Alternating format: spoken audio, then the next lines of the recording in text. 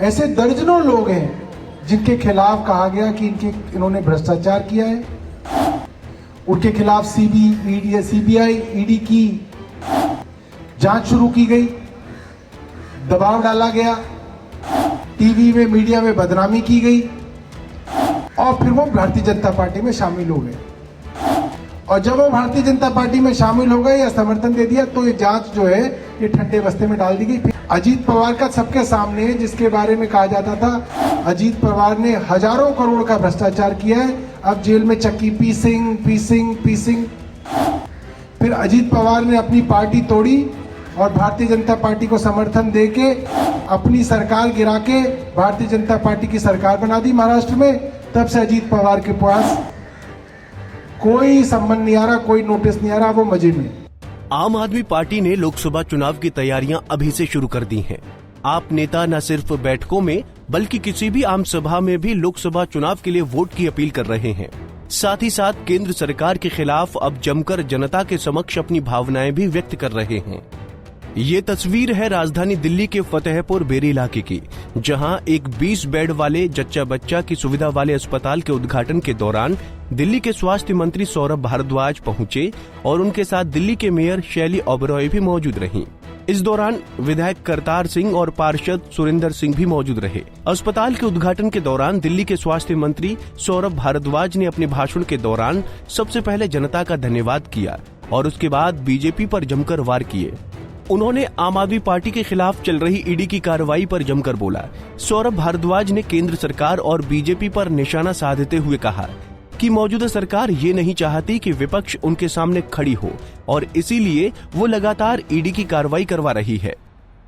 ED के पास बड़ा साधारण तरीका है, 4-5 लोगों को उठाओ, उनकी फोन लोकेशन ढूंढो और जो फोन लोकेशन विधायक जी के साथ आ गई उसमें डाल दो इस तारीख को इतने बजे करतार से मिला था नहीं मिला था, अरे जब तुमने फोन में ही देख लिया तो मिला ही था। अब उसमें कोई भी स्टोरी डाल दो कि जी इसने इनको दिया या इसने इनको दिया, और वो फिर आप कोर्ट में साबित करते रहो कि हुआ नहीं हुआ। ऐसे आजकल ईडी चल रही है। तो किसी भी आदमी को चलते फिरते को फंसाना बड़ा आसान हो गया। जब तक आप साबित करोगे तब तक कई साल जो है आप अंदर रहोगे। इस डर से जो है आज पूरा देश चलाया जा रहा है। ऐसे बहुत सारे नेता थे जिनके खिलाफ ईडी सीबीआई के मुकदमे किए गए। भारतीय जनता पार्टी ने पूरा कैंपेन भी चलाया उनके खिलाफ कि भाई ये बहुत बदमाश हैं, भ्रष्टाचारी हैं। ऐसे दर्जनों नेता हैं, उनके खिलाफ सीबीआई ईडी की जांच शुरू की गई, दबाव डाला गया, टीवी में मीडिया में बदनामी की गई और फिर वो भारतीय जनता पार्टी में शामिल हो गए। और जब वो भारतीय जनता पार्टी में शामिल हो गए या समर्थन दे दिया तो ये जांच जो है ये ठंडे बस्ते में डाल दी गई। फिर इनको कोई संबंध नहीं आया, कोई नोटिस नहीं आया। ऐसे दर्जनों मुकदमे हमारे सामने, अजीत पवार का सबके सामने, जिसके बारे में कहा जाता था अजीत पवार ने हजारों करोड़ का भ्रष्टाचार किया है, अब जेल में चक्की पीसिंग ये बात कही जाती थी अजीत पवार के बारे में। फिर अजीत पवार ने अपनी पार्टी तोड़ी और भारतीय जनता पार्टी को समर्थन देके अपनी सरकार गिरा के भारतीय जनता पार्टी की सरकार बना दी महाराष्ट्र में। तब से अजीत पवार के पास कोई संबंध नहीं आ रहा, कोई नोटिस नहीं आ रहा, वो मजे में। शरद पवार फिर भी नहीं मान रहे थे। जिन्होंने अखबार पढ़ा हो उनको पता होगा, कल शरद पवार के पोते की कंपनियों के यहाँ भी ईडी की छापे पड़े हैं। तो अब शरद पवार के ऊपर भी दबाव बनाया जा रहा है, भाई चुनाव से पहले आप भी थोड़ा हमारे बारे में सोचो वरना हम आपके बारे में सोचेंगे। बंगाल के अंदर ईडी रोज जाती है। राजस्थान में जब कांग्रेस की सरकार थी तो ईडी के खूब छापे पड़ रहे थे। ये आम बात हो गई है। मगर समस्या ये नहीं है कि अपोजिशन पार्टी के नेताओं के खिलाफ ईडी के छापे पड़ जाएंगे तो अपोजिशन वाले अपने आप भुगतेंगे, हमारा क्या है। मगर समस्या ये है कि आम लोगों की आवाज तो अपोजिशन ही उठाती है देश में। सरकार कोई ना उठाती है, अपोजिशन पार्टी उठाती है लोगों के मुद्दे। अगर किसानों के खिलाफ काले कानून आ गए, थोप दिए गए, तो आवाज किसने उठाई? सरकार कोई ना उठाएगी, अपोजिशन पार्टी ने किसानों के साथ मिलकर आवाज उठाई। नोटबंदी हुई तो आवाज किसने उठाई? अपोजिशन की पार्टियों ने लोगों के साथ मिलकर आवाज उठाई। जीएसटी आया, उसके अंदर दिक्कतें थी, तो वो आवाज किसने उठाई? अपोजिशन पार्टी उठाती है।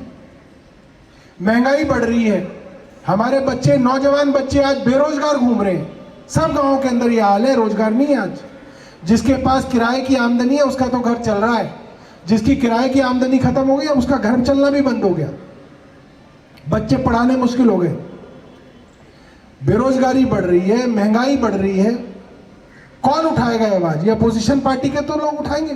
तो आज क्योंकि आने वाले लोकसभा चुनाव से पहले हम लोग मिल रहे हैं, मेरी आप लोगों से यही निवेदन रहेगी कि आप इस देश के बारे में सोचो, अपने बच्चों के भविष्य के बारे में सोचो, आने वाली पीढ़ी के बारे में सोचो और सोच समझ के आप निर्णय लो। अरविंद केजरीवाल जी की सरकार पिछले 8-9 सालों से कोशिश कर रही है कि जो आम लोग हैं उनके साथ, उनके लिए कुछ किया जाए। मेयर शैली ओबेरॉय ने कहा कि दिल्ली की जनता ने अरविंद केजरीवाल सरकार के काम को देखा है और वो एक बार फिर से काम के नाम पर अरविंद केजरीवाल को वोट देंगे। वहीं शैली ओबेरॉय ईडी के द्वारा कार्रवाई पर भी बरसीं। आज हम फतेहपुर बेरी अस्पताल में खड़े हैं और ये नगर निगम का अस्पताल है और यहाँ सबसे बड़ी जो जहाँ की जनता की मांग थी वो थी जच्चा बच्चा की सुविधाओं की। और यहाँ पर नगर निगम और यहाँ के जो हमारे विधायक हैं करतार सिंह जी, हमारे पार्षद हैं सुंदर सिंह जी, इन सब की मेहनत से और नगर निगम के तमाम अधिकारियों की मेहनत से आज यहाँ पर 20 बेड की जो जच्चा बच्चा की सुविधा का हमने शुरुआत करी है। और कल ही अभी पता लगा यहाँ पर एक डिलीवरी भी हुई है और एक महिला ने एक बेटे को जन्म दिया है और उसको बहुत बहुत शुभकामनाएं देना चाहते हैं। यहाँ की तमाम जनता है यहाँ पर कब से, यहाँ मेरा 3रा विज़िट है, पिछली 2 विज़िट में भी पता लगा था कि सबसे बड़ी मांग जनता की यही है कि यहाँ पे आसपास की जितनी भी महिलाएं हैं उनको ऐसी सुविधा के लिए बहुत दूर तक जाना पड़ता था और आसपास कोई सुविधा नहीं थी।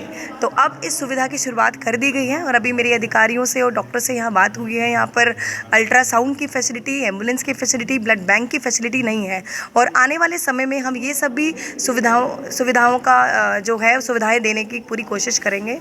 और एक और मांग है दिल्ली यहाँ की जनता की कि यहाँ पर 100 बेड का अस्पताल बने। उसके लिए दिल्ली सरकार से और माननीय मुख्यमंत्री अरविंद केजरीवाल जी से हम इस पर चर्चा करेंगे और कोशिश की जाएगी कि इसी कैंपस में काफ़ी जो ज़मीन है वो खाली पड़ी है और दिल्ली सरकार और नगर निगम की जॉइंट एफर्ट से हम पूरी कोशिश करेंगे कि ऐसी सुविधा और ऐसा अस्पताल हम यहाँ बना सकें आने वाली समय में। इस बिल्डिंग की नींव करतार सिंह जी ने रखी थी और जिन्हीं के सामने ये सपना पूरा भी हो रहा है। क्षेत्रवासियों के लिए कितना फायदेमंद होगा? देखिए, मेरा मानना है करतार सिंह जी ने, हमारे विधायक जी ने इस बिल्डिंग को बता दें कि इस अस्पताल में महिला ने एक बच्चे को भी जन्म दिया है जिसे दिल्ली की मेयर शैली ओबेरॉय ने शुभकामनाएं दी।